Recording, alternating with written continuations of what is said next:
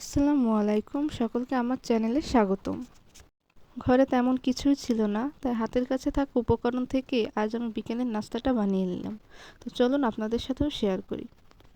এভাবে না তৈরি করলে বুঝতেই পারতাম না যে ঘরে থাকা হাতের কাছে উপকরণ দিয়েই এত সুন্দর নাস্তা বানানো যায়। এর জন্য প্রথমে একটা বাটিতে 2 কাপ পরিমাণে ময়দা নিয়ে নিচ্ছি। এরপরে দিয়ে দেব এই ময়দার মধ্যে সামান্য পরিমাণে লবণ।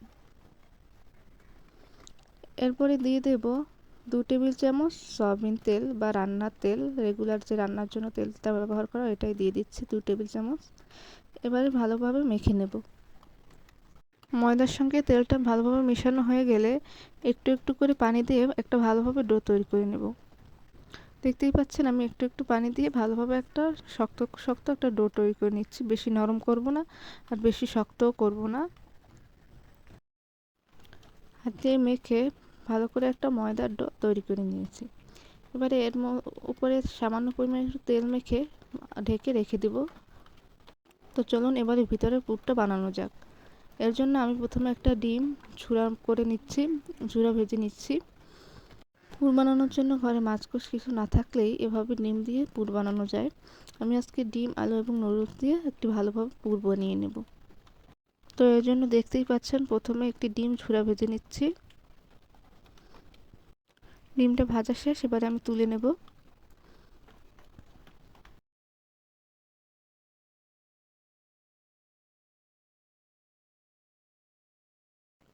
ডিমটা বাটি দিয়ে তুলে নিয়ে কড়াইয়ে তেল গরম করে এর মধ্যে 2টি পেঁয়াজ এবং 3-4টা কাঁচামরিচ কুচি করে দিয়ে ভেজে নেব। এরপরে পেঁয়াজ আর কাঁচামরিচ ভাজা হয়ে গেলে এর মধ্যে কিউব কিউব করে কেটে রাখা আলু দিয়ে ভেজে নেব। আলুটা তেলে ভেজে সিদ্ধ করে নিব, আপনারা চাইলে পানি দিয়েও সিদ্ধ করে নিতে পারেন। এরপরে এর মধ্যে দিয়ে দিচ্ছি সামান্য পরিমাণে একটু হলুদের গুঁড়ো দিয়ে নেড়েচেড়ে ভালোভাবে এরপরে দিয়ে দিচ্ছি এর মধ্যে সিদ্ধ করা নুডলসটা দিয়ে ভালোভাবে নেড়েচেড়ে নিচ্ছি। ভালোভাবে সব কিছুর সাথে নুডলসটা মেশানো হয়ে গেলে এর মধ্যে দিয়ে দেব ঝুরা করা সেই ডিমটা আগেই ভেজে রেখেছিলাম, সেই ডিমটা দিয়ে দিচ্ছি। এরপর আবার ভালোভাবে মিশিয়ে নেব। আর সবশেষে এবারে দিয়ে দেব ম্যাগি মশলা বা ম্যাজিক মশলা। আপনারা চাইলে চাট মশলা ব্যবহার করতে পারেন। আমাদের ভিতরে পুরটা কিন্তু রেডি। এবারে চলুন নাস্তাটা বানানো যাক। এর জন্যই মেখে রাখা ডোটা নিয়ে নিচ্ছি। এবার একটু ভালোভাবে মথে নেব। মথে নেওয়া হয়ে গেলে এটাকে লম্বা লম্বা বানিয়ে এবারে এগুলোকে টুকরো টুকরো করে কেটে নেব। দেখতেই পাচ্ছেন আমি কিভাবে করে নিচ্ছি। একটা ছুরির সাহায্যে এগুলোকে ছোট ছোট টুকরো করে কেটে নিচ্ছি।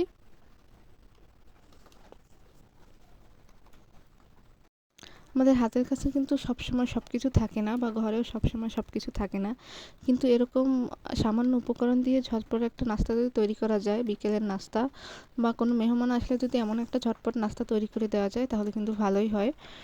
তাছাড়া আমাদের বাচ্চাদের আবদার থাকে যে বিকেলের নাস্তায় একটু ভালো কিছু খাওয়ার বা কিছু, কিন্তু হাতের কাছে না থাকার কারণে কিন্তু আমরা অনেকেই তৈরি করতে পারি না, বাজারে যেতে হয়, অনেক ঝামেলা হয়। কিন্তু এভাবে কম উপকরণ দিয়েও কিন্তু এত সুন্দর একটা নাস্তা বানিয়ে নেওয়া যায়। এবারে আমি একটা ছোট রুটি বেলে নিচ্ছি।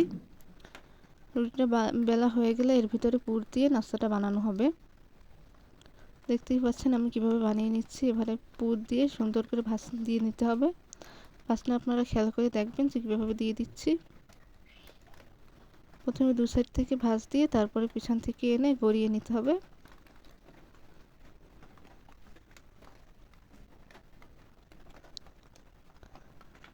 দেখতেই পাচ্ছেন আমি কিভাবে বানিয়ে নিয়েছি।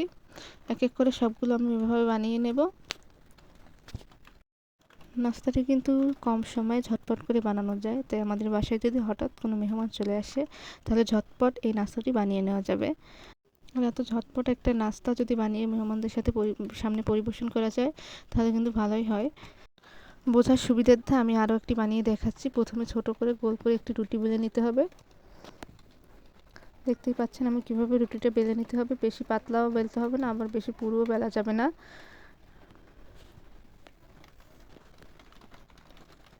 এরপরে এর মাঝে পুর দিয়ে দিচ্ছি।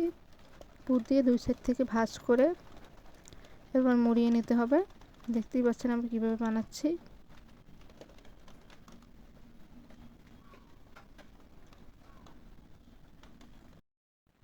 এক এক করে এভাবে আমি সবগুলো নাস্তা বানিয়ে নিচ্ছি।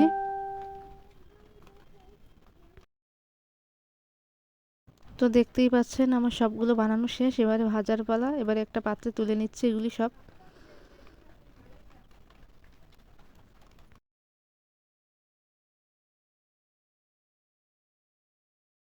ভাজার জন্য একটা কড়াইয়ে তেল গরম করে নিচ্ছি এবং এটা হালকা তেলে ভেজে নেব, বেশি তেলে ভাজবো না।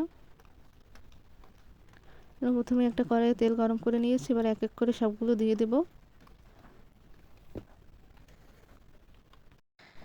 এক এক করে সবগুলো তেলের মধ্যে দিয়ে দিচ্ছি। এবার উল্টে পাল্টে লাল লাল করে ভেজে নেব। দেখতেই পাচ্ছেন আমাদের এক সাইড কিন্তু হয়ে আসছে। এবার উল্টে দিচ্ছি, অন্য সাইড হয়ে যাবে।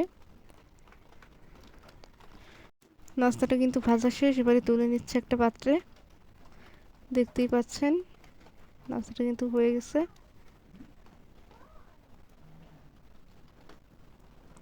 তো আপনারা কারা কারা এরকম ঝটপট নাস্তার রেসিপি দেখতে চান অবশ্যই আমাদের চ্যানেল কমেন্ট করে জানাবেন এবং অবশ্যই আপনারা বাসায় এটা তৈরি করে দেখবেন।